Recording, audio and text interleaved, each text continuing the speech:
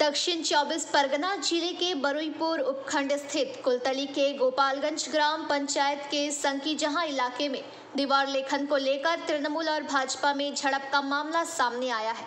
कथित तौर पर जब एक बीजेपी कार्यकर्ता दीवार पर कुछ लिख रहा था, तभी तृणमूल कार्यकर्ताओं ने उन पर हमला कर दिया। इस घटना में कथित तौर पर तृणमूल कार्यकर्ताओं ने बीजेपी कार्यकर्ता निरंजन दास की बुरी तरह से पिटाई कर दी। निरंजन की चीख सुनकर आसपास के लोग उसे बचाने के लिए दौड़े। वहां से उसे जामताला ग्रामीण अस्पताल ले गया। वहां बीजेपी कार्यकर्ता का इलाज चल रहा है। इस घटना में तृणमूल ने सभी आरोपों से इनकार किया है।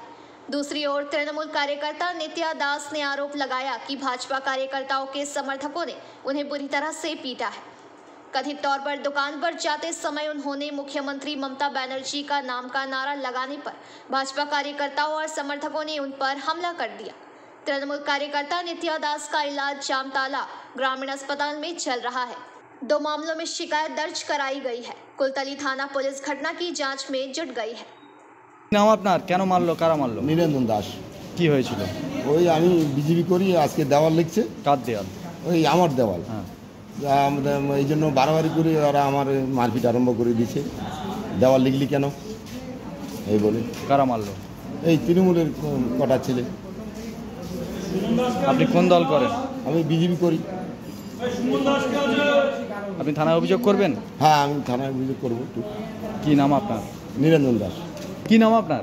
আমার নাম নিত্য দাস। কি হয়েছে? কি হয়েছে বলতে আমি এই সন্ধ্যার দিকে বাড়ি থেকে বাজারের দিকে যাচ্ছিলাম। ওই মুহূর্তে আমাদের মাননীয় মুখ্যমন্ত্রীর নামে কিছু লোক ওখানে দাঁড়িয়ে মোড়ে খারাপ মন্তব্য করছে, কিস্তি গালাগালি করছিল। সে সময় আমি যেহেতু তৃণমূল কংগ্রেসটা করি, সে আমার খারাপ লাগার দরুন আমি ওনাদের সঙ্গে দু কথা উত্তর দেওয়াতে ওরা ঝাঁপিয়ে 3-4 জন এসে আমার উপর চড়াও হয়ে মারধর, আমাকে প্রচুর হারে মারধর করেছে। এই তারপর আমার সঙ্গে কেউ ছিল না, ওরাই সব বিজেপির সমস্ত লোকজন ছিল, তারা সবাই মিলে একসঙ্গে এসে আমার উপরে ঝাঁপিয়ে পড়েছে। আপনি কি তৃণমূল সমর্থক? আমি তৃণমূলের সমর্থক। কি নাম আপনার? নিত্য দাস। কোথায় বাড়ি? শানকিজাহান। আমার নাম উত্তম হালদার।